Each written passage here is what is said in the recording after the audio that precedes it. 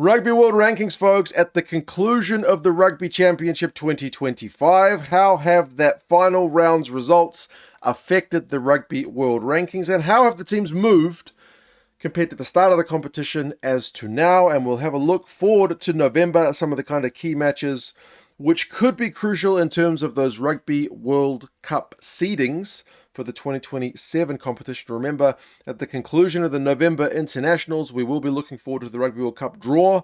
So whatever position you're in at the conclusion of November will be your seeding locked in. 1 through 6 will be your top seeds. 7 through 12 will be your second seeds, etc. Remember, there's one team on the board, Samoa, who haven't qualified yet, but they still have one shot. And there are teams below where my whiteboard can reach who have already qualified for the World Cup, the likes of Zimbabwe and Hong Kong and Uruguay and whatnot. But yeah, we'll go through the rankings for this last week of the championship, and you guys let us know your thoughts. The Boks, they took some points off the Argentinians with that 2-point win at Twickenham. Remember, they hadn't taken any points the week before at Durban, despite the massive win. So it kind of can seem counterintuitive if you look at it and go 67-30, we didn't take anything.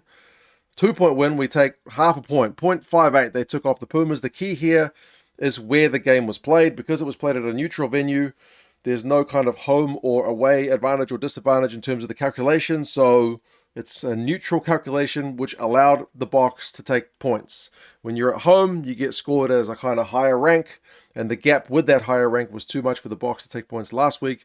They did take points this week, 0.58, so they are up on last week, but they are actually down, despite winning the championship. They are down on where they went into this championship because they started on 92.78. So it's not a huge drop, but they have dropped a little bit on where they were prior to the start. It is kind of the age-old story with the World Rankings in that if you lose, you are kind of punished more. It's harder to get points when you're higher ranked because you don't take as many points off lower ranked sides. Like the Wallabies took a bundle when they beat them at Ellis Park. It's harder to kind of earn those points back. It is just the way the system works.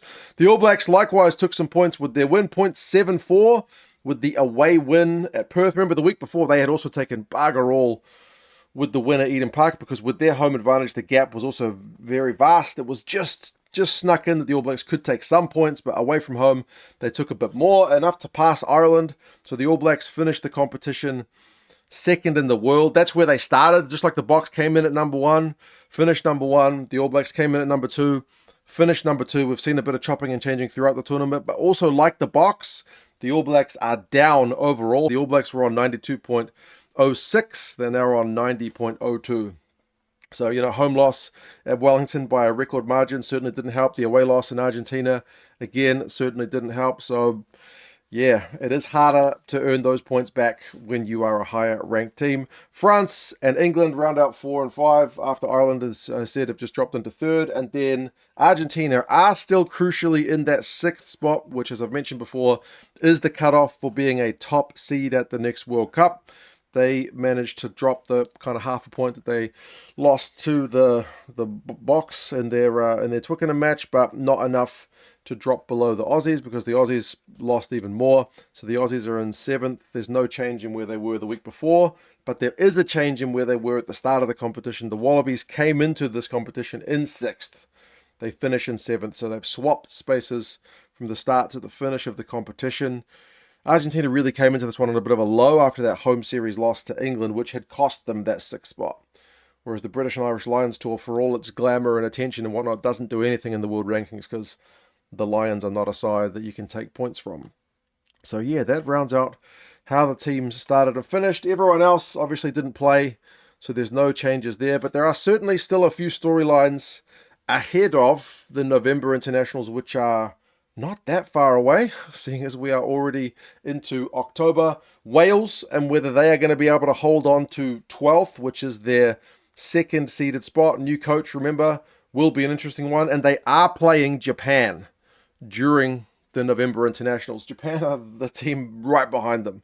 So that's almost like a direct knockout match. Wales have got some tough matches coming up, but that is the key one for them in terms of their Rugby World Ranking. Remember, Japan have been in action in the Pacific Nations Cup playing the likes of Fiji and the US and Canada and whatnot. So they have had more game time than the Welsh guys have had, who've had their off season and are now getting into their kind of club rugby. So that's going to be a banger. France are playing South Africa, which could have big impacts on number one in the world. The Irish are taking on the All Blacks. Remember, that's a neutral venue.